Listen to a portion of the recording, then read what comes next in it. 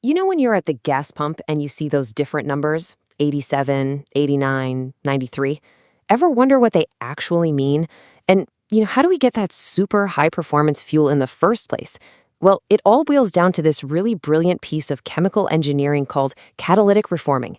It's the process that takes kind of low grade stuff from crude oil and turns it into the high octane gasoline that basically powers our modern world. So let's dive in and see how it works.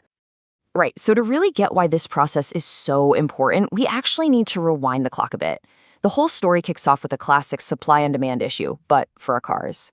Okay, so that number you see, the octane reading, it's just a measure of how much pressure a fuel can take before it ignites. So you want the fuel to burn smoothly, not explode prematurely. That's what causes that knocking or pinging sound in an engine.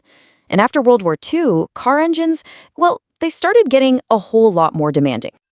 So you've got this 1-2 punch of a problem. First, after the war, American cars got bigger and more powerful. These new high-compression engines needed higher octane gas to run right. For years, the easy fix was just to add a chemical called tetraethyl lead. It worked like a charm for boosting octane, but it was also incredibly toxic. So fast forward to the 1970s, and the EPA steps in and says, nope, you gotta get rid of this stuff. So suddenly, refiners were in a real bind. Cars needed better fuel than ever, but the main tool they used to make it was now being banned. They needed a whole new game plan. Luckily for them and for us, a chemical process had already been figured out that could solve this problem and do it cleanly and efficiently. And that's where catalytic reforming comes in. See, the solution wasn't about adding something to the fuel, it was about fundamentally rebuilding the fuel molecules themselves. To get this, you just have to know a tiny bit of chemistry. I promise, it's painless. Crude oil is basically just a big mix of molecules called hydrocarbons, different shapes and chains made of hydrogen and carbon atoms. And it turns out their actual shape, their structure, dictates everything about them, including, you guessed it, their octane number. And right here, this is the core challenge. The raw material we start with, called naphtha. It's full of these simple, stringy, straight-chain molecules you see on the left, things called paraffins and naphthenes. They just don't perform well. They have low octane ratings. The goal, our mission, is to transform them into these more complex, stable, ring-like structures over on the right, called aromatics. These guys have the really high octane numbers. So the entire process is basically a molecular makeover. So, to put it simply, catalytic reforming uses a combination of heat, pressure, and this special material called a catalyst to literally rearrange or reform the structure of those low-octane molecules into high-octane ones. It's kind of like chemical origami. So, how does this amazing transformation actually happen? Let's take a quick walkthrough of a typical reforming unit in a refinery to see how it all comes together. It's really a four-step journey. First, the raw naphtha gets cleaned up to get rid of any junk that could mess up the catalyst. Then it gets mixed with hydrogen and blasted in a furnace to about 950 degrees Fahrenheit, turning it into a vapor. Second, that super hot vapor gets sent through a series of reactors. This is where it meets the catalyst, which does all the heavy lifting of rearranging those molecules. Third, the whole mixture is cooled down. This allows a super valuable byproduct, hydrogen gas, to separate from the new liquid. And finally, that liquid goes into what's called a stabilizer tower, which just gets rid of any leftover light gases. And what comes out the bottom? That's our final product, a stable, high-octane liquid called reformant. Now here is a really neat little bit of science. These chemical reactions are what we call endothermic. That means they actually absorb heat, so the process gets colder as it works. It's kind of counterintuitive, right? So to keep everything at that perfect reaction temperature, the vapor has to be sent back to a furnace to get reheated in between each reactor. It's this constant cycle of react, reheat, react, reheat.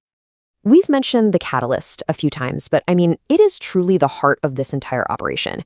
It's the secret sauce that makes these specific chemical reactions even possible. But using it comes with one big, persistent headache. As the reformer is running, this layer of carbon, which engineers call coke, slowly builds up on the catalyst surface. And this coke buildup is bad news. It basically smothers the catalyst, making it less and less effective until it pretty much stops working altogether. So a huge part of running one of these units is just dealing with this coke problem. You have to clean it off. And refineries have basically three main strategies for this. The old school way is semi-regenerative. This is where they literally have to shut the whole unit down, sometimes for months, just to clean all the catalyst at once. Not great. A better way is cyclic, where they have a spare swing reactor. This lets them take one reactor offline to clean its catalyst while the others keep on running. But the most advanced method, the slickest one, is continuous reforming. Here, a little bit of catalyst is constantly being pulled out, sent to a totally separate unit to get cleaned, and then put right back into the system. It's this beautiful, non-stop loop. So, as you can probably imagine, running one of these things is unbelievably complex. It is not a set it and forget it machine. Operators are constantly watching a whole bunch of variables to squeeze out the most high-quality fuel they can without, messing up the equipment. It really is a delicate balancing act. And this chart right here, this shows you the fundamental trade-off they're wrestling with every single second. As you push the process harder to make gasoline with a higher octane number, the total amount of fuel you actually produce goes down. It's a classic quality versus quantity problem. Making fuel that's even a little bit over the target octane number is just wasting product and money. To manage this, operators are basically juggling several key dials at once. Temperature is a huge one. Just a tiny 3 to 5 degree Fahrenheit increase can boost the octane by a whole point. They're also controlling the system pressure, how much hydrogen gets recycled through to stop that coke from building up, and even injecting these incredibly tiny, precise amounts of water and chlorides just to keep the catalyst happy and active.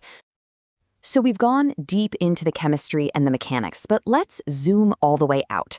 Why has this one single process become so absolutely fundamental to our modern economy? Because its impact goes way, way beyond what you just put in your gas tank. I mean, just think about this. This is a technology that's been around for over 75 years. It was invented to solve a problem after World War II. It was adapted to solve a massive environmental crisis in the 70s, and it is still one of the most critical processes in every single refinery on the planet today. That is incredible staying power.